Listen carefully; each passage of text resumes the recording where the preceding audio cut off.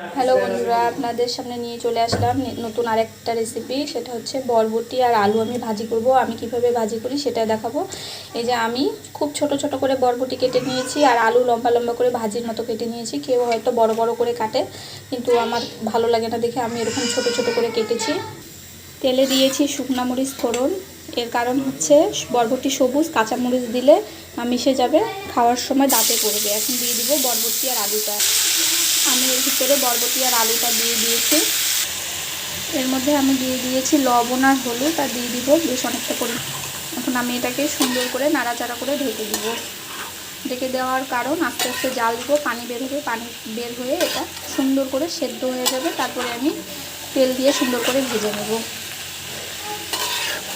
যদি আমার এই ছোট্ট ছোট্ট রেসিপিগুলো আপনাদের ভালো লেগে থাকে বা কোনো উপকারে আসে, অবশ্যই ফলো দিয়ে রাখবেন চ্যানেলটা, আর অবশ্যই লাইক শেয়ার করে পাশে থাকবেন। আর আপনারা কিভাবে তৈরি করেন অবশ্যই আমাকে কমেন্ট করে জানাতে পারেন, আমিও ট্রাই করব। আমি ঢাকনা দিয়ে সুন্দর করে এটাকে সেদ্ধ করে নিয়েছি। দেখুন কত সুন্দর লাগছে, সিদ্ধ হয়ে গিয়েছে। আমি এটাকে আর একটু তেল দিব, ভাজিতে একটু বেশি তেল না হলে ভালো লাগে না। তেল দিয়ে আরেকটু আমি সুন্দর করে ভেজে নেব। এই যে তৈরি হয়ে গেল সুস্বাদু আলু বরবটির ভাজা। ভালো লাগলে অবশ্যই ফলো দিয়ে পাশে থাকবেন আর লাইক শেয়ার করে দেবেন। ধন্যবাদ সবাইকে।